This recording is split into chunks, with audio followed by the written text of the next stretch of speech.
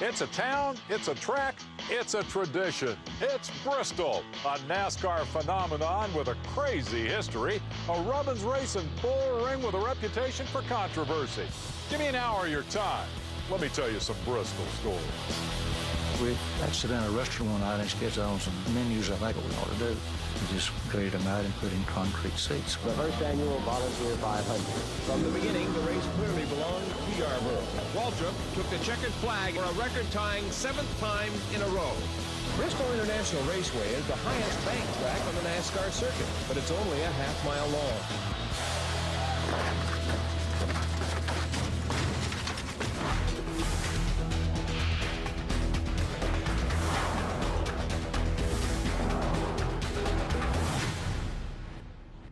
Hi, I'm Dave Despain. Welcome to On Assignment and to the first big surprise of this hour. The story of the Bristol Motor Speedway begins at the Charlotte Motor Speedway. Now, don't be confused. Our assignment is indeed to explore the history of that high-banked East Tennessee bull ring that has been thrilling race fans for half a century. We're going to meet the people who made Bristol happen and find out how their cause was abetted by good whiskey and green cigars. But we begin here because the idea to build Bristol was born right here. 1960, Charlotte Motor Speedway opened its doors with the first running of the World 600. On hand, a Bristol businessman, Larry Carrier, and he was so impressed with what he saw, he placed an urgent phone call to his friend Carl Moore. I was in Knoxville, the UT Alabama football game one day on Sunday.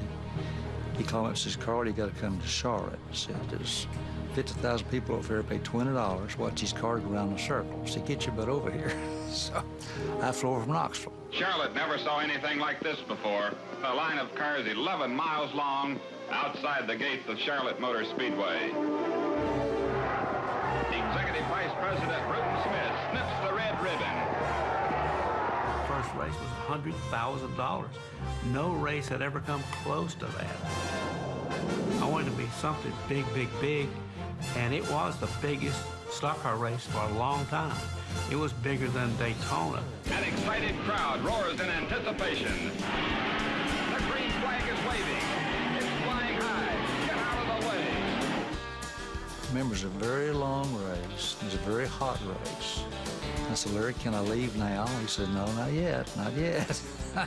Fans were obviously very much into it. They were not like I was just sitting there just kind of watching. They were into it. They had their drivers picked out and their cars picked out, Ford, Chevrolet, whatever it was, and they were really into it, yeah. By the time Joe Lee Johnson went to Victory Lane, Carrier and Moore had a vision. They were bent on transplanting all the fan interest and excitement they saw at Charlotte to their own hometown of Bristol. But who are these guys? Larry Carrier probably did more for Bristol than anybody I can think of. I know he built a lot of houses to start out with, and he built the bowling alley in Bristol, you know, that's still there.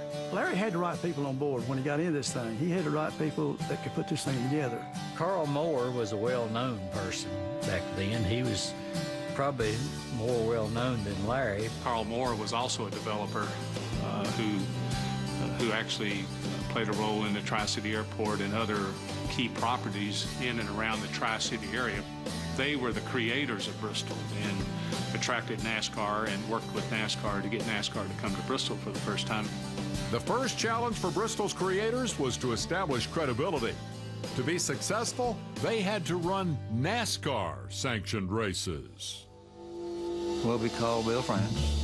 He said, come on down, and he introduced us to Pat Purcell, who was his executive vice president at that time. We went out to dinner that night and had smoked an old green cigar. And he went up there to smoke anything. He had smoked a green cigar and drank a little whiskey, and we spent the night with Pat, and the next morning met back with him again. And I kind of like you guys. If you're crazy enough to build a track in the mountains of East Tennessee, what dates do you want? The only obstacle we could see was financing, because I didn't have any money. He didn't have any money. How are we going to do this, Larry? So we said, we need some help. Let's call Bill France back up. And we called Bill up and said, well, you talk to your local banks. I said, they won't talk to us. And they put us on Burlow Vending Company. We had to drive to New Jersey and met these folks and smoked some more green cigars and drank a little more whiskey. And The guy finally said, well, if y'all can build what you think you can build for $600,000, we'll only need the money. We didn't put anything up except our signatures. So that's where the money came from, and that's all we had to spend.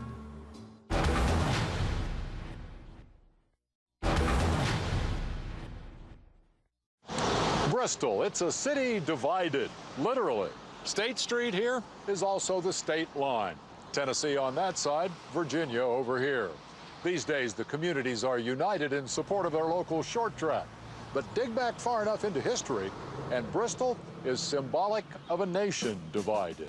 In our particular area, it was split between the Union and the South.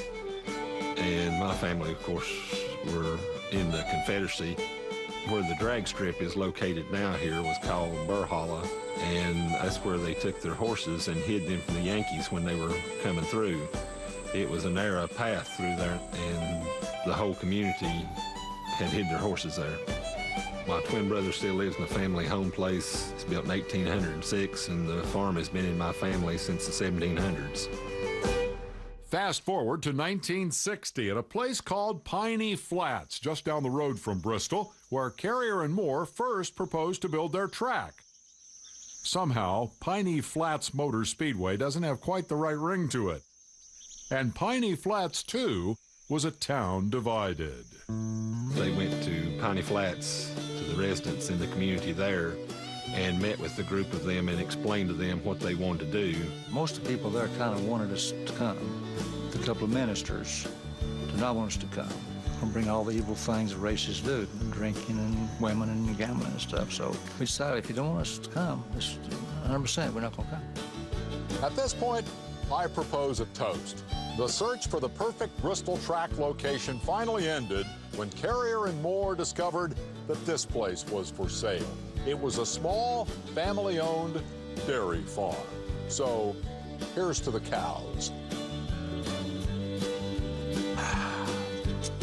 The cows who gave up their home so that Bristol could finally have its racetrack. Right here at the front of the north entrance to the Speedway, the dairy barns were there when they bought it. R.G. Pope was a big highway contractor, and he agreed to come in and build the track for us as a partner. My father, he ran a fertilizer plant, manufactured fertilizer for Southern States Co-op. But some of the materials that they made for fertilizer were also used in construction, highway particularly. And so he had a relationship with some of the people who were doing the work at the track. So he would take myself and my older brother Dan to the racetrack while they were bulldozing and plowing, and we kind of got to see a little bit of it from the earth up. You know, to us, it was like a big sandbox or big playground at the time because it was heavy equipment moving earth around. If you've ever been to Bristol, you know there's not a flat spot anywhere around. As construction progressed, the Heltons weren't the only interested spectators. Well, I made several trips down by to just see what they were doing, how they were going to make a half-a-mile track out of this piece of land. So people were curious, you know, what are these crazy guys doing down here and this kind of stuff. And the farmer across the creek is going to do anything to my cows. He's going to quit giving milk, and all kind of rumors started out, you know. There was people that wanted to see it, and then there were some thought, you know, it's going to hurt their land value, which little did they know.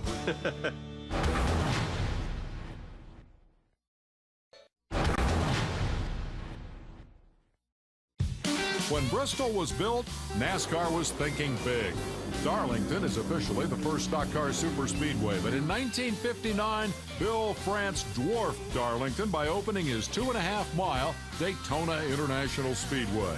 A year later, Charlotte adds another giant oval to the schedule. The biggest of them all, Talladega, was just around the corner. What amazes us about super speedways is how big they are. What's dazzling about Bristol is how high it has grown, and there's a reason for that.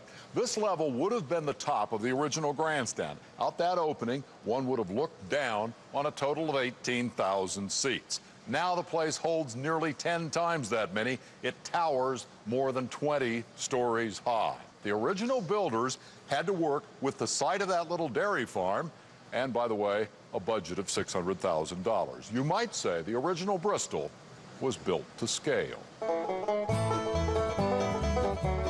big tracks were in big cities, big places. We were in a small place, so let's build something comparable to the size of our community. About 100 acres, I recall. And I don't remember the exact price of it, because the $600 paid for the land and the construction. And of course, the slopes of the stands was pretty much like the hillside. It just was there. Built in a natural amphitheater, the Bristol Short Track was heir to a great NASCAR tradition, bull ring racing on dirt. But Bristol was different. The first race, 500 laps, unheard of for a short track, possible because Bristol was paved. When they started building these racetracks, they built them as dirt. But Bristol came along, and I guess was one of the first that came along and put asphalt. There's no way you could run 500 laps on dirt.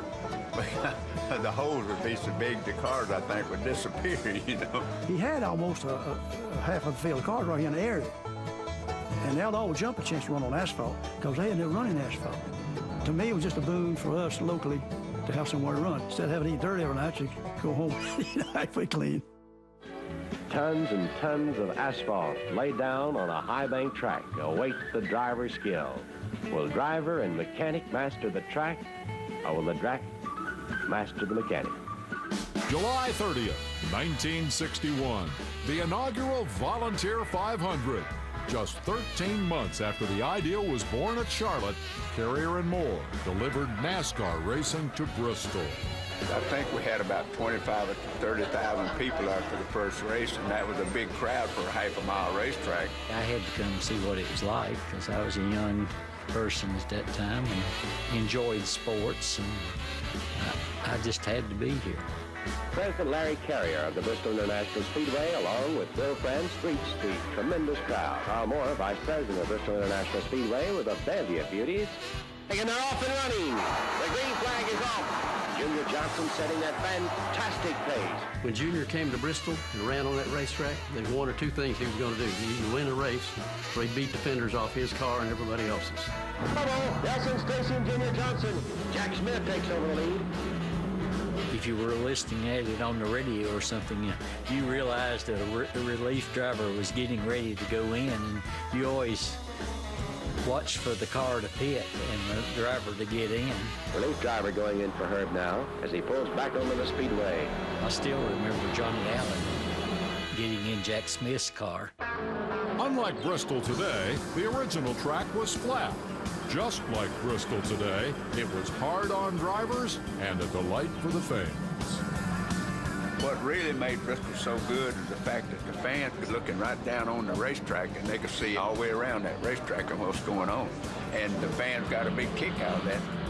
And there's the checkered flag. Co-winners. The win, of course, going to Jack Smith. He shares the honors like a true champion with Johnny Allen. Jack Smith tells Chris Economaki, I got a little hot and tired out there, so Johnny Allen, after his car burned, took over. The race didn't last a little over 3 hours, a real good race. But it took us 3 hours to get out after the race was over. That's my biggest memory. Okay, so the fans had a hard time getting out of the place, but Carrier and Moore made sure they had plenty of reasons to come back. Every time we went up there, you wondered, what will they do next? Bristol has attracted football players, actors, singers, particularly country music singers. The fans that are there to see Richard Petty and David Pearson, they're there to see John Cash and Waylon Jennings. Country stars were a natural fit. Bristol is often called the birthplace of country music because of early recordings made there. And it is the actual birthplace of Tennessee Ernie Ford. But the Bristol promoters also booked everything from rodeos to heavyweight fights. And then there was that NFL exhibition game. For Philadelphia and Washington to come in and play football, it was a big thing, and I can remember hearing a lot of talk about it. Larry Carrier told me, he said, we'll fill this place up. We'll sell 22,000 seats. We come through the South. They generally got big crowds. I didn't realize that we only had 8,500 people at the Bristol Speedway. I didn't know we had that many because you couldn't see them anyway. Some players said it was pretty rough playing on that. They called it concrete. It wasn't. It was strictly sod. They felt like concrete, they said. But I'm telling you, it was terrible. I'm from a little town, Landis, North Carolina. Here, we had better cow pastures than that place was to play football in. Okay, the football game was a fumble, but at risk of mixing metaphors, this effort to find new and innovative ways to attract the fans was a home run. This is Thunder Valley, and in 1965, here, Larry Carrier built Bristol Dragway, flagship of the new International Hot Rod Association, a drag race sanctioning body. To this day, this track contributes substantially to Bristol's bottom line. But in 1965, the owners were still very much focused on trying to make that oval track a success.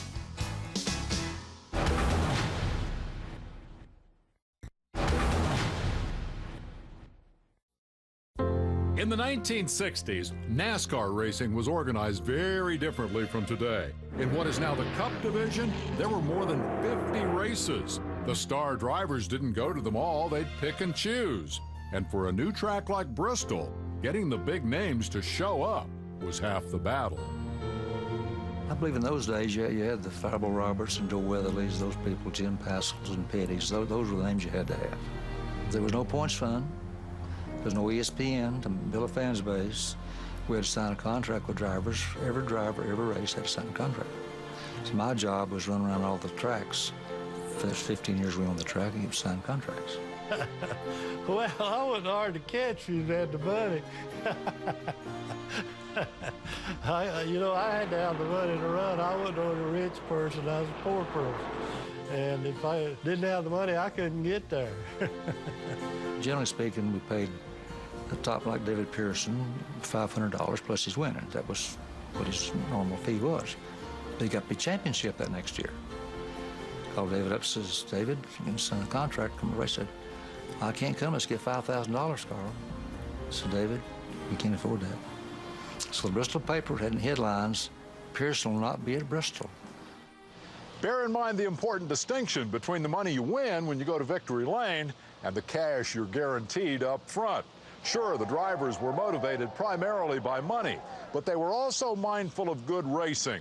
And Larry Carrier did his level best to make sure his little East Tennessee short track delivered both. He paid a purse larger than anybody else had paid at the time. Matter of fact, I think some even complained about what he paid, because they was going to have to raise theirs too. He wanted to make sure he didn't make a mistake and have the best racetrack that could be had, and I would say it was the best half-a-mile racetrack ever been built anywhere. In 1969, to guarantee the Bristol Short Track's ongoing appeal, Carrier and Company ripped the place up, added something special, those high banks, which to this day are Bristol's trademark. We went back to Bristol when they put the banking and all in.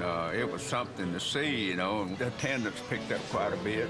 And it was a little bit more racing to it than it was before because it was a little bit faster deal. The first time they built it, the banking, half-mile racetrack, banking was pretty low, and the racing was slow. So they reconfigured it and put the big banks in. Racing 500 laps at Bristol has always been a physical challenge, but the banking elevated the action factor to new heights. If I got to Bristol and I came back, at least with the car, the sides would probably beat off of it. That's another thing that thrilled the crowd to see people sliding and beating and banging on one another. Driving skill right here during those years was demanding the most of that right here than it was anywhere. It took a lot on the race driver's body because these bangs go into that corner. He puts a lot of G's on it. I even had me a hook on my helmet and a strap went around my shoulder, and I hooked it to hold my head up straight because they didn't have seats, like you got today. So you had to do something for your neck. You got a big head, and I got one. There ain't one guy I know that could get around Bristol real good, and he didn't use a strap, and that was Cale Yarborough. Of course, his neck ain't but about that long, Well, that could have been true. He sure ain't got no neck, I'll tell you that. Junior Johnson talking about Cale Yarborough. Now, there's a pair in terms of stock car greatness. Actually, Junior won a race here as a driver early in the history of the track, 1965.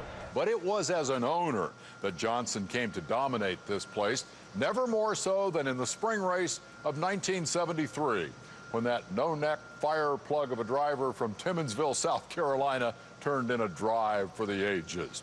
It's not a coincidence that Bristol has a grandstand named for Cale. Cale Yarborough raced up here the first race in '73. I think in 52 laps he had left the field and it rained it out, and then when they finished it, he led the rest of the race. It wasn't much racing to it, but just seeing if he could lead every lap. It would be very similar to watching a no-hitter in baseball or a hole-in-one in golf. It was an exciting thing for Cale.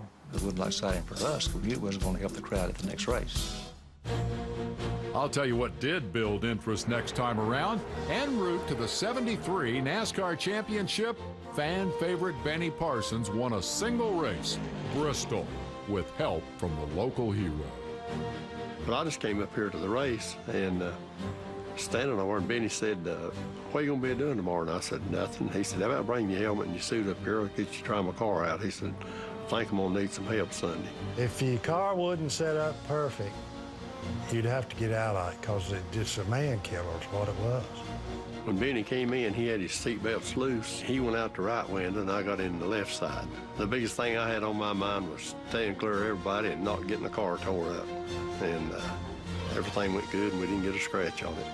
You know, living right here near the racetrack, and I'd ran local, you know, from the time I started up until then, and won some pretty good races.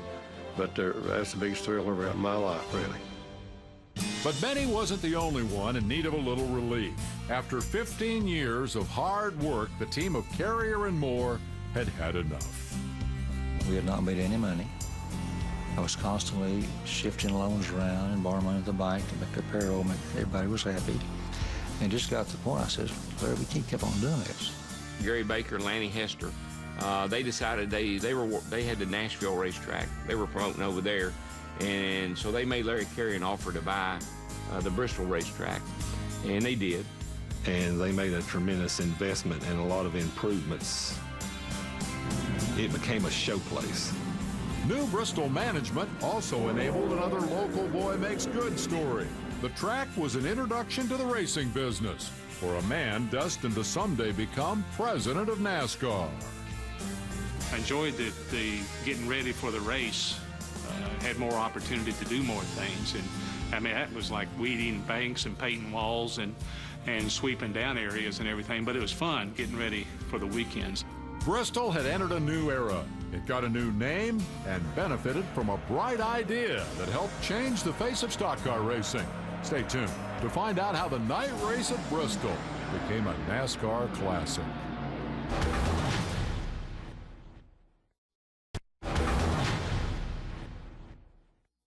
The modern era in NASCAR began in 1972. The money was getting bigger, the stars shining brighter, the cars going faster, the crowds growing by leaps and bounds. And the new owners of Bristol made certain that all of that energy and excitement was reflected in their little East Tennessee bull ring. They kind of represented the 70s when the culture was spreading out more. You know, they were from Nashville. They were more aggressive in Nashville. Gary was a tax attorney for a lot of entertainment figures like Barbara Mandrell and Waylon Jennings. And so when they came in, and they kind of lifted Bristol Speedway. Gary Baker is a race fan right down to his toenails. He was back then, he is today. I have pictures made of me back in high school sitting on a stack of tires next to Richard Petty. New promoters brought a lot of excitement to Bristol, but they faced a couple of big problems. The economy was awful, the energy crisis creating long gas lines, and a whole string of scorching race afternoons kept a lot of fans at home. So they came up with a new idea. Turn on the lights, run the race at night, keep the fans nice and cool, pump a little heat into the track's economy. The heat in that bowl in a mid-August day in eastern Tennessee, not only was it rough on the spectators, enough so that, you know, they didn't have to worry about stopping at McDonald's to get their breakfast. They could fry their eggs on the concrete there. There were lights there, actually, when we bought the track, but the lights were put there for football games. We had been used to seeing night races at Nashville, and we knew the concept could bear fruit. The night racing, I think, was one of the big steps that this race has taken to really promote it like it is, to increase the crowds. Night racing, I think up to that point, if they had put lights at other tracks, I don't think it would have took off like it did at Bristol. Because Bristol by then had put severe banking in the racetrack. The speeds were up around 120 miles an hour. And when something happened there, it happened quick, and the fans loved it. The previous year, the seats were less than 50% sold out. But after that first night race, we knew instantly that it's time to start adding seats to Bristol. The place kind of went wild the first night when they had the lights. It just elevated the show to a whole new sensory explosion when people were sitting in the stands, and everybody that heretofore had been there and said, well, it's a good action track. Now it was the old wide-eyed, jaw-dropping, wow, this is a show. That was a major step. That was a big step for Bristol and for NASCAR. It was a big step because, though Bristol didn't invent night racing, it perfected the track lighting process. To bring its lighting up to television standards, Bristol brought in the lighting company Musco.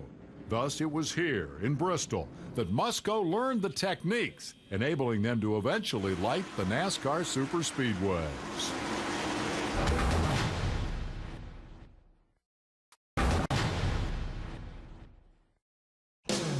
One driver in particular shined brightest under the new lights at Bristol. Some fans loved him, some hated him. But Darrell Waltrip, driving Junior Johnson Chevy, was in a class by himself. As you're moving into the 80s, you know, you had this guy, this brash guy who would say, you know, loves to tell the story that would stop at the gate and they would say, are you with the show? And he would say, man, I am the show. Your new slogan, tell us about it. Follow me in Tennessee. Well, we can believe that. I remember when DW won like 7 straight races here in the early 80s. It kind of got boring when you come for 3.5 years and DW won every race. That's 3,500 laps that you ran without a problem at Bristol. That's hard to do. It's the toughest racetrack you go to win, physically, mechanically, the whole 9 yards. It's all got to work for you, and I just had a knack for getting around that joint. Darrell Waltrip, during my tenure at Bristol, in a word, I probably wanted to choke him. I was going to have this beautiful gallery of portraits with all these guys in Victory Lane. And then along came DW. He said, man, when the race is over with, I'm the president of the track. I'll be to go to Victory Circle, and I'll be able to present trophies to Bobby Allison and Richard Petty and Cale Yarborough and all these famous drivers. That's 4. I love you, buddy. It's better. We got it on the tape. I finally got to the point of saying, okay, Uncle, I understand. Darrell owns the track. I just pay the mortgage.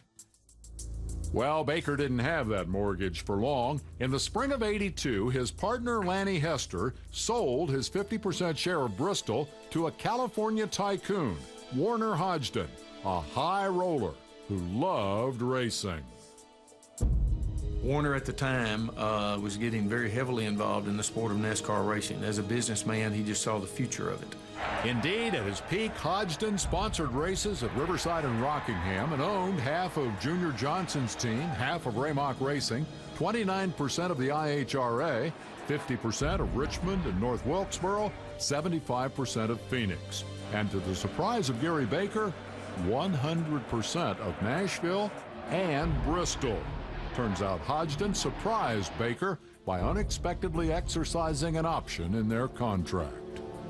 It was a put-call option, what's called a grenade clause. I'm 50% married with his business partner.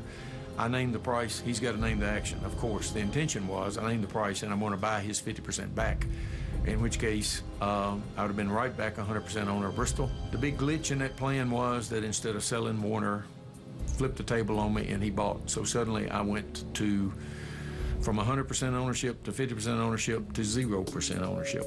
And I was one sick puppy dog. NASCAR was scared to death of him. NASCAR was thinking, who is this guy anyway? What's he trying to do? What's he up to? I know Bill France was always calling me because I was working with him.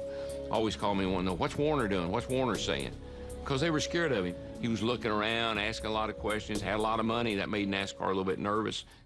NASCAR need not have worried. As quickly as Hodgson burst upon the scene, he disappeared. He had a big contract with the government in California, like $5 billion contract. And one of his employees took a kickback on some lumber. and the government canceled the contract, and of course he had to file bankruptcy. If he hadn't have got in trouble with that deal, Bruton Smith wouldn't own near as many racetracks as be Warner Hodgson.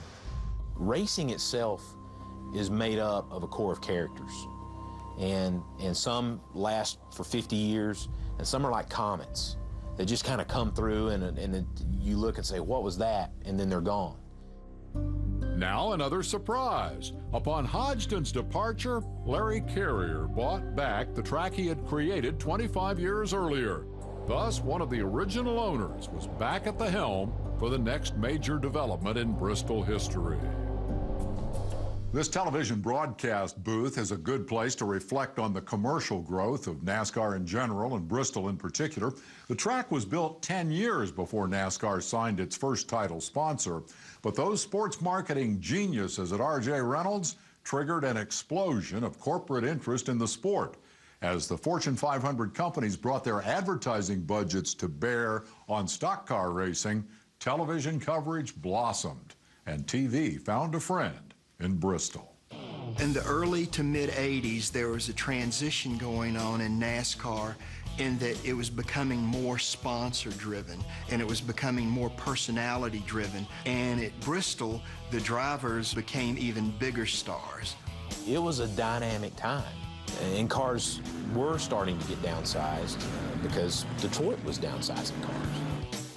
But as the cars were downsized, the personalities were upsized. You saw the sparks, you saw the excitement, and you could feel that over the air on TV, but also in the crowd. To illustrate how steep the banking was at Bristol, they brought a Volkswagen in that gave the fans at home a real feeling of, man, that is some high bank. Bristol gave them a great a stadium to show an event from. It was a great match of sights and sounds and personalities that paid huge dividends not only in Bristol, Tennessee, but in Bristol, Connecticut. As one drama after another unfolded in these Appalachian hills, the racing world remained bullish on Bristol. The cameras were rolling, ESPN was on the air, race tickets went off the market, and the bump and run became standard Bristol procedure. I'm Jeff Gordon, and you're watching Speed.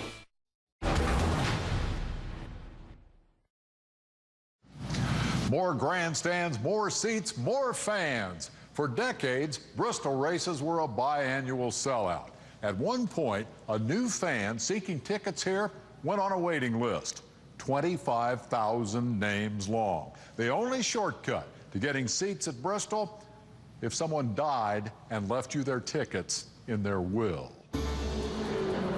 You'll recall that when Larry Carrier and Carl Moore built Bristol, they worked hard just to break even. 25 years later, when Carrier bought it back, the timing for that business deal was perfect. When Larry came back in the second time, the time was right for a lot of things, and not just for the sport in general, but for Bristol Motor Speedway. You'd see him bring in some temporary stadium seats and add them into a turn, and then he would sell out those seats, and the next race he'd have build him some permanent seats. And I can remember standing in the broadcast booth with Bob Jenkins and Benny Parsons talking before the race, and Benny would say, over there they're going to build more grandstands, and over here they're going to build more grandstands, and they're going to close that area in between turns 1 and 2. NASCAR was growing. It was, we had opportunities to do different things, but Bristol did its role along the way as well, with the different steps, different players, different groups that did it. And you had a network that was trying to grow, and you had a facility that was trying to grow, and it just so happened they met at the right time to grow together. He was a businessman, and businessmen look for opportunities. Bristol was on a roll. The healthy revenue stream at the gate, supplemented by TV money, funded a steady program of improvements and expansion. Every year, more and more people fell in love with the kind of NASCAR action that happens only at Bristol. I don't know just how much they increased their seating capacity and all of that, but they really went big with it and gained a whole lot more interest. Bristol is so fast and your cars run so close together, they're always going to get together, and you're going to see a lot of crashes because of that. And probably that's one of the reasons it's a fan favorite. If you run to 100% in one turn, the next turn, you're 15% late getting there, you know. You don't have to have a fast car. You don't even have to have a whole car to win a race at Bristol.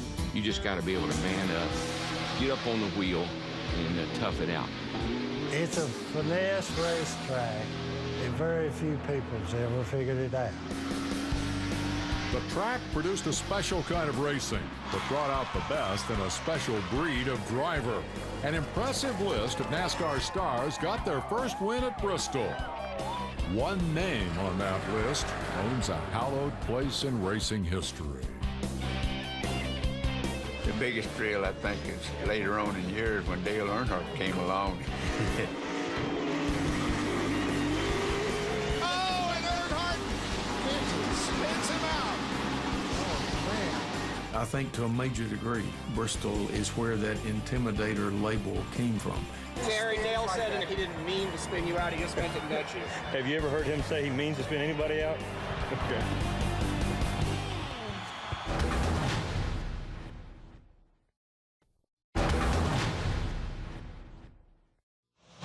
The highest grandstand seat here at Bristol is up there, the top row of the Rusty Wallace Tower, named for another of Bristol's all-time great drivers. Through the first 35 years of track history, this place sometimes thrived, sometimes struggled, constantly changed and evolved. Then, in the mid-90s, came the most dramatic development since the initial construction, a change that enabled Bristol to reach new heights. Here's the key to understanding the next stage of Bristol history. In that 1960 green cigars and whiskey visit to Daytona, NASCAR gave Larry Carrier and Carl Moore 2 dates. Years later, after Warner Hodgson went bust, several people were interested in buying that track, but NASCAR effectively ensured that Larry Carrier would get it back by telling the other buyers Carrier owned the Bristol NASCAR dates. That was an important consideration in 1996. You'll recall it was Bruton Smith's first World 600 that inspired Carrier to build Bristol. Subsequently, Smith became a mega promoter. He owned tracks nationwide, once bought an historic NASCAR facility for the sole purpose of shutting it down and taking its precious Cup dates elsewhere. And now, Bruton had his eye on Bristol. I kept inquiring, does Larry want to sell? Does he want to sell? And no one would tell me. So finally one day I just picked up the phone and called him. And I said, Larry, you want to sell that place? He said, yeah, I'll sell it. And I said, how much you want for it? And he told me, and this is no secret, he said, you give me $20 million to pay my tax, you got it. So I said, okay, Larry, you got a deal. So that's how quickly it was done. And so a couple of days later, I'd wired the funds to his account, and I own the Speedway. But that raised a huge question mark. With the track, Bruton had also bought Larry Carrier's 2 precious Cup dates. And folks around Bristol wondered what he planned to do with them. They had made up their mind that I was moving dates, that I'd bought the Speedway just for the dates. And I told them, no, I was not going to do that. I think Bristol was so unique in its where it is and what it did, and the crowds that it drew, it wouldn't make any sense to anybody to move one of these races anywhere. Sure enough, Bruton had no intention of moving NASCAR racing out of Bristol. Quite the contrary. He had a whole new vision of what a short track could be. He went to work, upgrading the entire facility, but most important, adding seats. We will have completed all of this addition here on this end, adding all these seats, another level here, and of course then we're going to add all of these additional seats and suites as we come on around here. He eventually upped Bristol's capacity to a mind-boggling 160,000. It was a glamorized short track at the time. And then when Bruton bought it, he turned into a palace. Unique in its size, unique in its capacity of people. There's not a venue like this in the world, I don't think. It's the Bristol experience. It's the entire package. It's It's the people who've heard Jimmy Buffett or the Grateful Dead 74 times, but they still go because they like the experience. And that's what we try to do here. It's a pilgrimage. I was entertaining a governor there last year. And I said, Governor, come here, I'll show you something. He saw all the people coming from all directions. He said, what's happening? I said, they're coming to Mecca. And that's exactly what's happening. It reminds you that they are coming to Mecca. This is it. I mean, you think that they're headed for the promised land, but to them, Bristol is the promised land.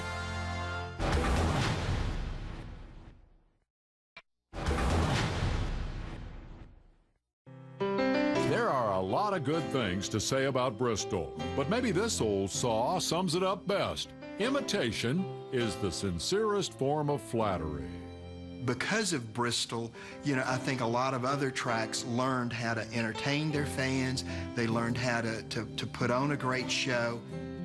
Most of their ideals just came from Bristol. Its model they have followed on the superspeedway. All the racetracks right today is patterned a little bit after Bristol because of the sellout and the people that drive, because they're trying to get their racetrack to be run similar to what Bristol does right today. And when you go to a racetrack and there's 165,000 people, I mean, they're doing something right, I'll put it that way. Since the track was built 50 years ago, I've seen great changes. Well, we get back to the old quote, racing the way it ought to be. You know, I've often heard critics of this or that new speedway say, well, why did you build this? Why didn't you just build another Bristol? Come to think of it, I may have done that critique myself a time or two. But Bruton Smith said it pretty well. He said, I can build another track like this, but I can't duplicate the environment, all the things that surround Bristol that make it unique. For one thing, you can't duplicate history and tradition. Bristol's been around a very long time. Born amidst the emergence of superspeedways, it established its short track credibility early on, evolved over time, and has now been pushed into the racing stratosphere by its visionary owner. Bristol's massive structure rests on a firm foundation. In a very real sense, the track is part of the community fabric. It owes its very existence to hard-working local people. One might think Bristol's location is a disadvantage. No major markets nearby. But on closer inspection, the track is nestled in the heart of a region that deeply loves racing and respects its fans. Folks just feel welcome here. The people are so receptive of things that we do, and they're so appreciative. Being fan-friendly, that's what we're preaching all the time, is being fan-friendly. I think that the Southern hospitality is the greatest aspect of it, that you treat people like that you would like to be treated, and they really appreciate it, and that's a big reason that a lot of them come back. In conclusion, Bristol truly is unique. This place is a landmark to East Tennessee culture and history. It is often called a modern-day Coliseum, looking down on a racetrack that has grown hand in hand with NASCAR through the years, but has always insisted on doing things its own way. Perhaps most importantly, I think of this place as a temple, worshiping the notion that there is nothing quite as much fun as a good old-fashioned stock car race. I'm Dave Despain. That's On Assignment. Thanks for watching. Bristol's just a throwback. Just high bank, fast, short track. I'll make 3 or 4 laps, and I realize that I haven't taken a breath. Deep down in your soul, you got butterflies. It'll make you nervous. It's got a lot of G-forces in the corner. There is no place like Bristol in the world. I mean, that place is cool as can be.